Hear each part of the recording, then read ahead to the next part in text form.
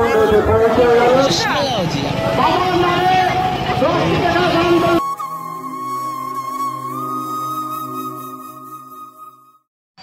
নমস্কার, আপনাদের সকলকে স্বাগত আর একটা নতুন ভিডিওতে। তো আজকে কিন্তু আমি আপনাদেরকে নিয়ে চলে এসেছি উত্তর চব্বিশ পরগনার বাগদা থানার অন্তর্গত মোস্তাহাপুর গ্রামের এক ঐতিহ্যবাহী শিব পুজোর মেলায়। তো আজকে এই নীলের দিনে এখানে কিন্তু বাবাকে তোলা হয় জলের থেকে। এই যে পাশে বাওর আপনারা দেখতে পাচ্ছেন, এই বাওর থেকেই তোলা হয় এবং তারপরে ওই মন্দিরে নিয়ে যাওয়া হয়। আর এখানে কিন্তু প্রায় ভিড় জমায় কয়েক লক্ষ মানুষের। আর তার সঙ্গে এখানে প্রায় 500 থেকে 600 জন হয় সন্ন্যাসী। আপনাদেরকে একটু দেখাই, দেখুন। আর এই যে সীমান্তবর্তী এলাকা পুরোটাই, এখানে দেখুন পুরো ওখানে যে সামনে দেখতে পাচ্ছেন ওটা কিন্তু বিএসএফ ক্যাম্প, আর এই যে সাইডে ওইগুলো বিএসএফ এর যে দেওয়া থাকে সেটা। তো আজকে আমি আপনাদেরকে নিয়ে চলে এসেছি এই মেলায়। এই মেলার কি ঐতিহ্য, কি ইতিহাস এবং এই মেলাটি কেমন হয় সবকিছু আপনাদের দেখানোর চেষ্টা করবো। ভিডিওটি শেষ পর্যন্ত দেখতে থাকুন, অবশ্যই আপনাদের ভালো লাগবে। তো এখন আমি এসে উপস্থিত হলাম মোস্তাহাপুর শিব মন্দির প্রাঙ্গণে। তো এখানে দেখুন এখন সবে সন্ন্যাসীরা বসে আছে। তো এখন কিন্তু সন্ন্যাসীরা যাচ্ছে এই যে পাশে এখানে বাওর রয়েছে এখানে স্নান করতে। এখান থেকে স্নান করে এসেই কিন্তু এনারা এখানে কিছু এনাদের রিচুয়ালস আছে সেগুলো পালন করে তারপরে যাবে এই বাওর থেকে ভোলে বাবাকে নিয়ে আসবে। তো চলুন দেখতে থাকুন ভিডিওটি। দেখুন এখানে কিন্তু সন্ন্যাসী সংখ্যা প্রচুর। আমি কিন্তু আপনাদের প্রথমেই বলেছি এখানে সন্ন্যাসী সংখ্যা প্রায় 300 থেকে 400 জন। দেখুন এই যে বাওরে লেবে সন্ন্যাসীরা স্নান করা শুরু করে দিয়েছে। এখান থেকেই কিন্তু স্নান করে তারপরে আবার এনারা মন্দিরে ফিরবেন।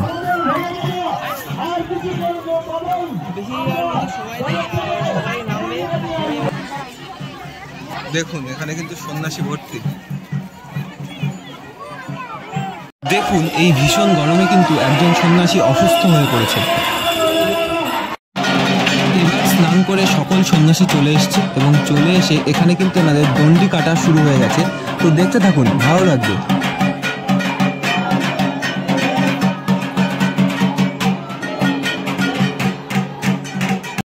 এই নীল ষষ্ঠী সম্পর্কে কিন্তু একটা পুরাণের কথা প্রচলিত আছে যে এক বামুন এবং বামুনি পুরাণকালে তারা অতি ভক্তি করে বিভিন্ন ব্রত কথা পালন করলেও তাদের সন্তান কিন্তু বেশি দিন বাঁচত না। এরকমভাবে দিন কাটাতে কাটাতে একদিন কাশী গঙ্গার ঘাটে উপরে বসে তারা দুজনে কাঁদছিল। এই দেখে মা ষষ্ঠী বুড়ি বামুনির কাছে এসে জিজ্ঞাসা করে, তোরা কাঁদছিস কেন? বামুনি নিজের দুঃখের কথা জানালে মা ষষ্ঠী উত্তর দেয়, তোরা কি নীল ষষ্ঠী করেছিস? তখন বামুনি বলে, সে কি মা, ওই ব্রত কথা তো আমরা জানি না। তখন মা ষষ্ঠী তাদেরকে বলে, সারা চৈত্র মাস সন্ন্যাস ধর্ম পালন করবে এবং শিব পুজো করবে। তারপরে সংক্রান্তির দিন সারাদিন উপোস করে নীলাবতীর পুজো করে নীলকণ্ঠ শিবের ঘরে বাতি জেলে তারপরে জল খাবে। এইভাবে নীল ষষ্ঠী করলে তাদের ছেলে মেয়ে আর অকালে মরবে না। এই বলে মা ষষ্ঠী বামুনির বেশে অদৃশ্য হয়ে যায় এবং তারপর থেকে সেই বামুনি ভক্তিভরে নীল ষষ্ঠী করা শুরু করে এবং তাদের ছেলে মেয়ে আর অকালে মারা যায় না। এইভাবেই শুরু হয় নীল ষষ্ঠী। তো নীলষষ্ঠী সম্পর্কে এটাই কিন্তু আমার জানা ছিল। আপনাদের যদি অন্য কিছু জানা থাকে অবশ্যই কমেন্ট করে জানাবেন, আর কোনো কিছু ভুল হলে ক্ষমা করে দেবেন। দেখুন মেলায় কিন্তু আস্তে আস্তে ভিড় জমা শুরু হয়ে গেছে, তবে এখনও কিন্তু ভিড় হবে, প্রচুর ভিড় হবে, প্রায় কয়েক লাখ মানুষ আসবে আজ এখানে। দেখুন এখানে কিন্তু সন্ন্যাসীদের গায়ে গঙ্গার জলে ছিটে দিয়ে তাদেরকে শুদ্ধ করে নেওয়া হচ্ছে এবং মেলার কোনো দর্শনার্থী যাতে তাদের আর না ছোঁয় সেটা কিন্তু বারণ করা হচ্ছে।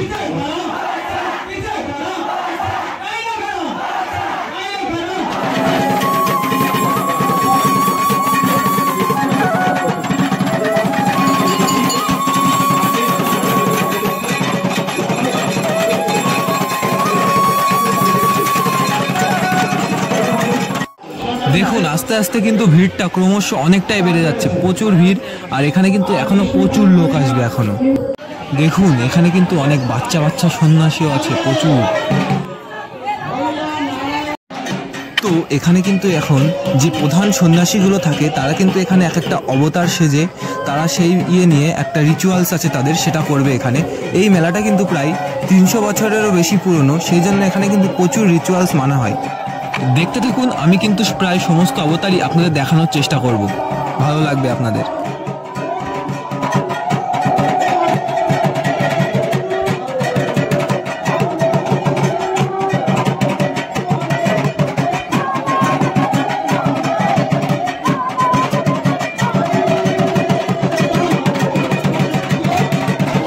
এনাকে কিন্তু বালাদার বলা হয়। ইনি এখান থেকে ওই খাতা দেখে মন্ত্র এবং সেই অবতারগুলো পড়বেন, আর এখানে কিন্তু সেগুলো অভিনয় করা হবে।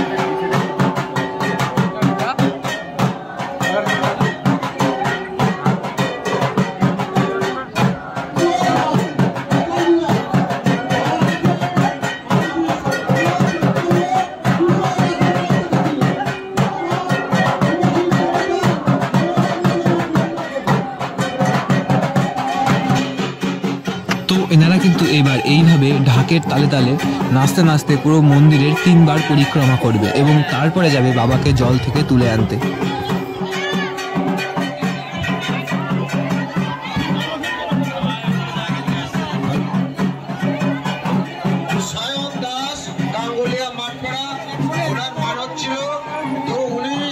নিজের সন্তানের ওজনে 24 কিলো 400 রসগোল্লা দান করলেন।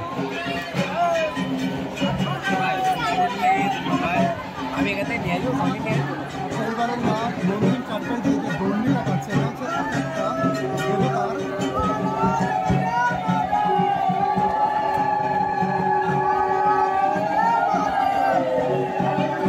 কৃষ্ণ অবতারে ঘুরছে, বাংলাকে অবতার করে এখন করছিল কৃষ্ণ অবতারে ঘুরছে। এরপর আরো মারাত্মক ভাবে হবে, আরো ভালোভাবে হবে।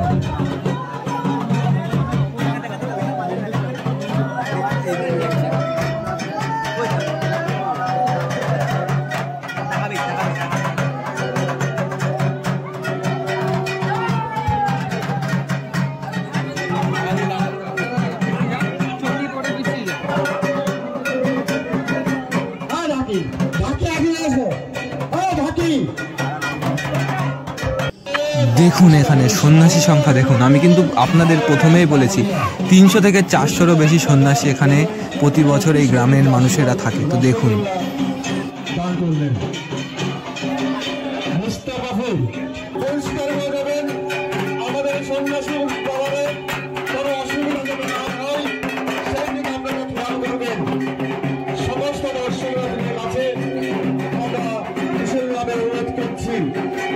যখন আমার সন্ন্যাসী গঙ্গা জলের ধারের মুখে যাবে, আপনারা সম্পূর্ণ অনুপ্রাণিত আমাদের সাহায্য করবেন। আপনারা জানেন আমাদের বাবা আর কিছু সময়ের মধ্যেই আমাদের গঙ্গায় পৌঁছাবে। আমাদের আশা দিয়েছিল আমরা ঠিক বলছি, আপনারা রাস্তা ছেড়ে দেন। আমাদের ভাড়ার রাস্তায় সন্ন্যাসী যাবে, আমাদের ভাড়ার রাস্তায় সন্ন্যাসী যাবে। আমাদের শেষ পাঠ, আপনারা শেষ পাঠ সন্ন্যাসী ঢালাই পথে যাবে। আপনারা ঢালাই পথ দর্শন আছে, আপনারা এবার কিন্তু সন্ন্যাসীরা যাচ্ছেন ভোলে বাবাকে জল থেকে তুলে আনতে। তো চলুন সেটাও আপনাদেরকে দেখাবো। যারা অনেক দূর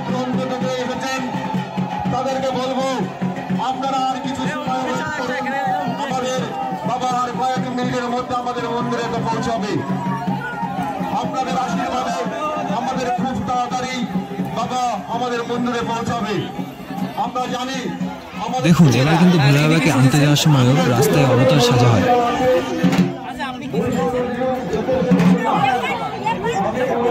দাদার কাছে তুই ক্লিপ শেয়ার করবি কাছ থেকে কপিরাইট খাবি না। কথা তো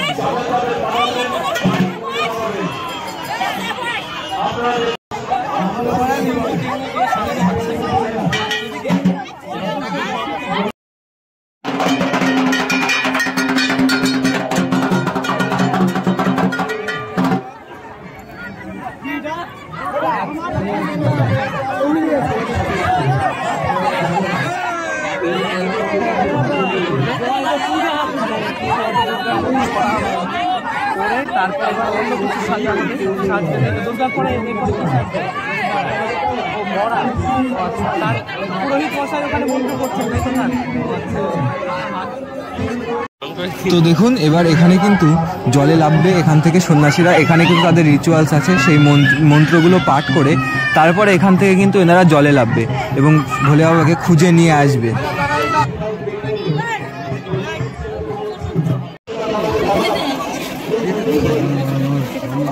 দাদা চলে গেছে কোন জায়গায়?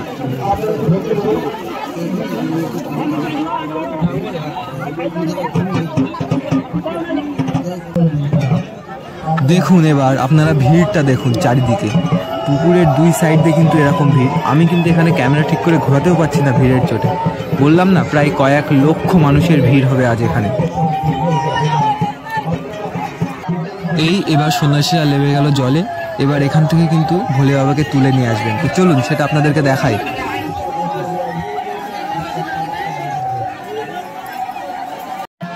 দেখুন এইভাবে সন্ন্যাসীরা কচুরিপানার মাঝখান দিয়ে কচুরিপানা ঠেলতে ঠেলতে রাস্তা বানিয়ে যাবে, তারপরে নিয়ে আসবে ভোলে বাবাকে।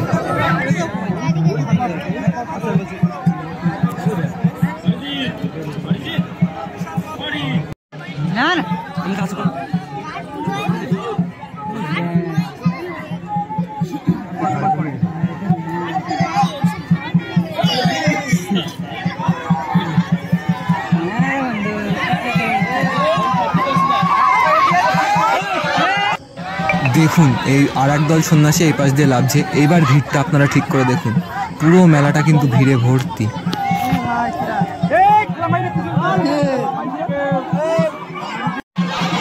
দেখুন এখানে কিন্তু মহিলারা এবং বাচ্চা ছেলেপিলের যে সন্ন্যাসী হয়েছে তারা কিন্তু এখানে দাঁড়িয়ে আছে, আর মূল যে সন্ন্যাসী বা যারা একটু বড় তারা কিন্তু গেছে প্রায় বাউরের মাঝখানে। সেটা আপনাদেরকে দেখাচ্ছি, সে জায়গাটায় গিয়ে কিন্তু বাবাকে খুঁজছে।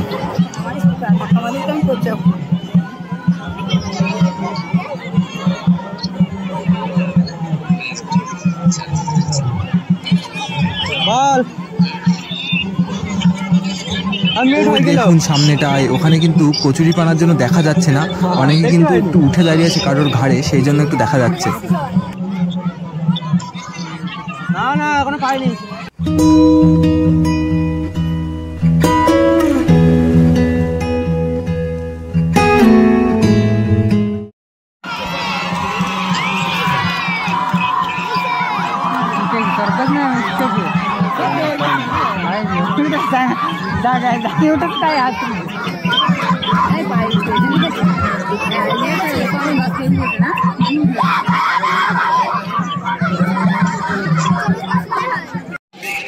দেখুন ওখানে কিন্তু চড়ক গাছ পাওয়া গেছে, তাই সেই গাছটাকে জলের চোবাতে চোবাতে নিয়ে আসছে। দেখুন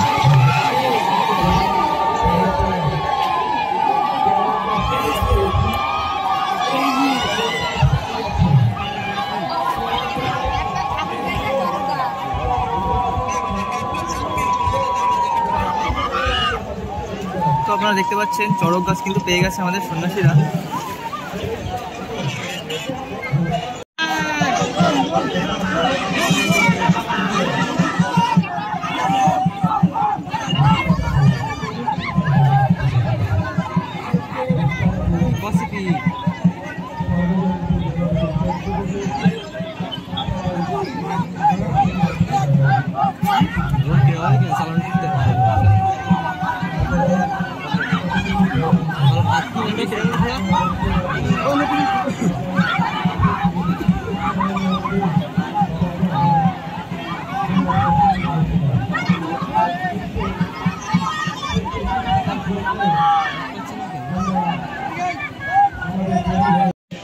ঠাকুর কিন্তু পেয়ে গেছে, কিন্তু কচুরি পানার জন্য আনতে পারছে না, তাই এই নৌকায় করে যাবে।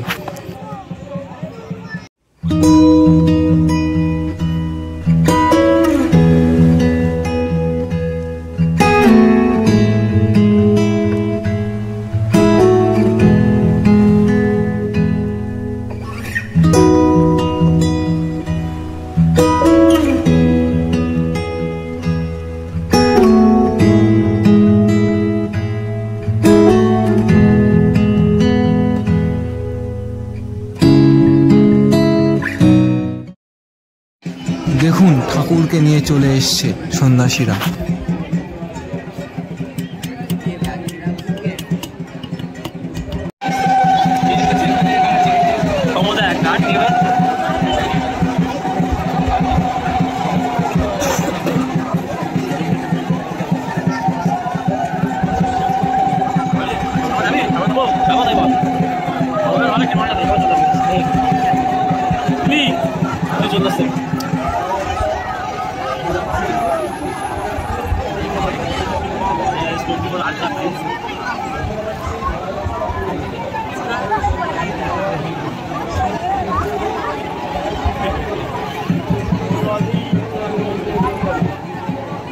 তো দেখুন ওটাই হচ্ছে কিন্তু সেই এখানকার জাগ্রত ভোলে বাবার মূর্তি।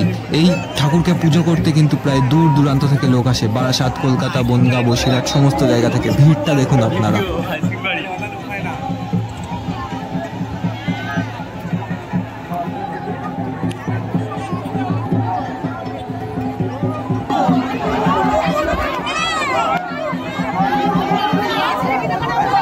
ভোলে বাবাকে এখন কিন্তু নিয়ে যাওয়া হচ্ছে মন্দিরে। দেখুন কত জনসমাগম এখানে দেখুন।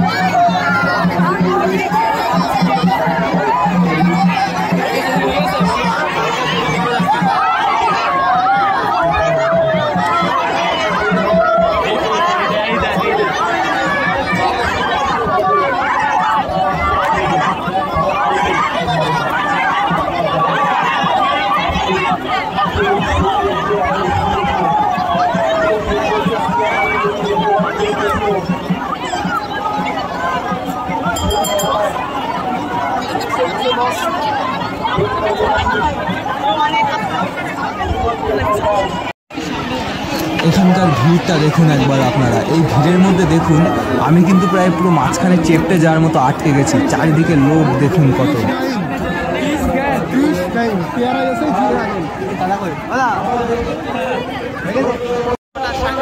ভোলে বাবাকে এখন কিন্তু এই বাইরের মন্দিরে রাখা হয়েছে, তারপরে এই ঘরের মন্দিরে নিয়ে যাওয়া হবে রাত্রের দিকে। ঠাকুরের মাথায় জল ঢালার লাইনটা একবার আপনারা দেখুন। এখান থেকে শুরু হয়েছে, গিয়ে এই জায়গাটাতে গিয়ে প্রায় ওই যে সামনে যে মন্দির রয়েছে না, মন্দির, এই মন্দিরের এই পর্যন্ত পুরো লাইন।